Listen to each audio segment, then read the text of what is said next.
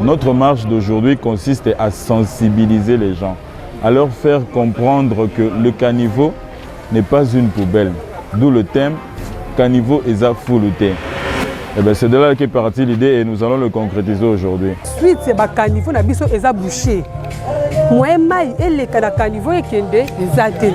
Il y a un moment que honorable direction juridique la Maged, dans les canissi oyo a joué à cette marche de santé oyo. Et l'on a fourmi naïe que caniveau eza poubelle té. Ce que zo bon saté liboso na ngungita ngoya asona muta liboso yo moko. Yo muto banaye ko sala salité. Donc honorable juridique la na ba fourmi naïe to tambola le pour sensibiliser ba kinwani onso ke terrasser ezali fuluté. Biso pe ba médecin eza aide déjà parce que soto bundisi déjà malaria na ba niveau na et alléger biso mo tâche na ba raison pour laquelle tout le monde faisait l'autre série biso dozala. Pour se présenter. Notre démarche part de l'avenue Bosobolo dans le quartier Katanga à Kasavubu. Nous allons emprunter l'avenue Chaba, Matongé, nous passerons par Kauka en touchant Yolo, Mompono et nous allons chuter à Bandal.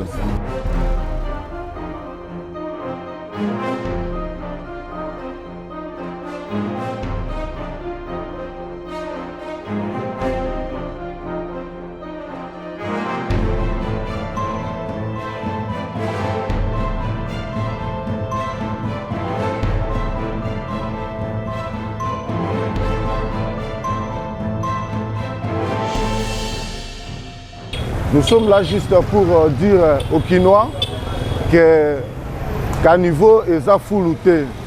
Vous savez, aujourd'hui, nous sommes en train de décrier, après une pluie d'hiver, quand il y a des inondations, les gens crient au secours au gouvernement. Et pourtant, nous, la population, nous sommes nous-mêmes le sujet de certaines inondations parce que habituellement, nous sommes en train de boucher nos caniveaux en jetant des immondices là-dessus. Donc, notre objectif, notre marche, c'est juste de conscientiser la population qu'on ne peut pas jeter des poubelles dans des caniveaux. Donc, comme ça là. Donc, ce qu'on doit éviter, c'est toutes ces histoires ici-là. Donc,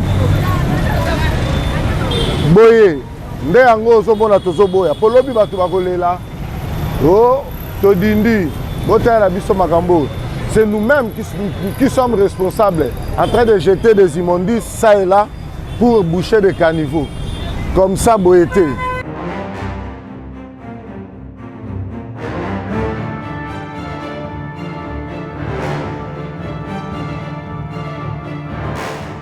Boeza Sony, Kasavubu ezaka boété.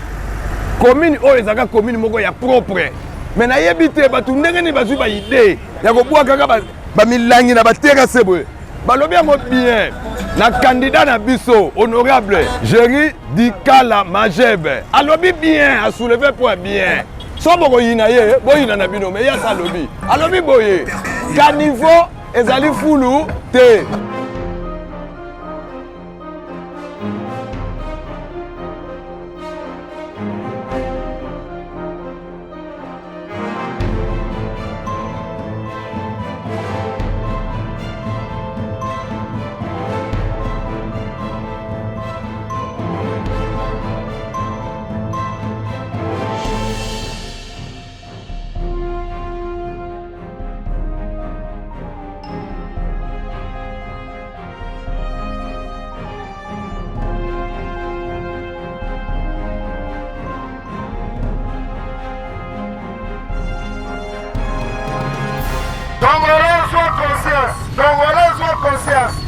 Caniveau ezali poubelle te. Caniveau ezali poubelle te. Donc voilà votre confiance.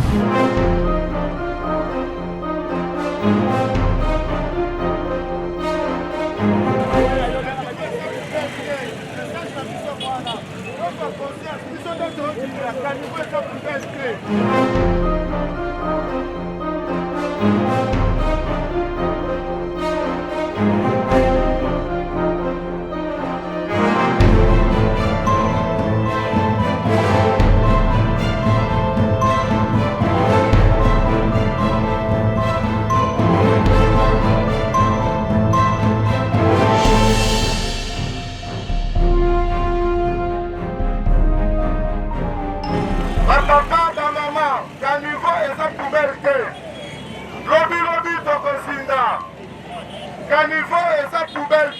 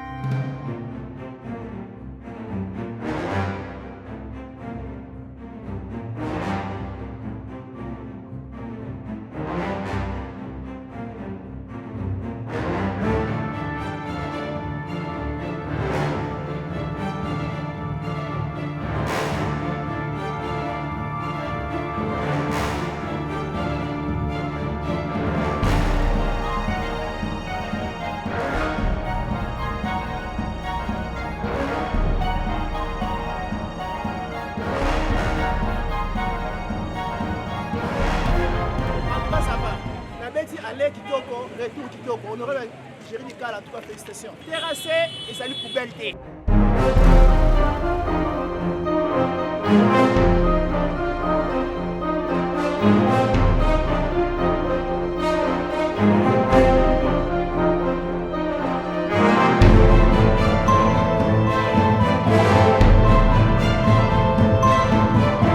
elingi kitoko makasi ozotambola oza souple kilo eza te o mokongo pasi o makolo eloko te natamboli kitoko bana matanaki motuka nga bina komata motuka te isala eza makasi mpenza sikasi totamboli bamisoto na mosoto bafulu basalite ya ndenge na ndenge mpe baterase kotala bokitoko kutu eza te okokosepela kutu te ntango ozotambola ozomona na solo likanisi oyo mpenza honorable likala zwi mpenza asimba yango kaka mpenza asimba yango epuis bana bafumi nyonso ya jeli likala tozali boke tosimba na ye moko papa jeli likala mpona nini asalela yango mpenza ekende liboso.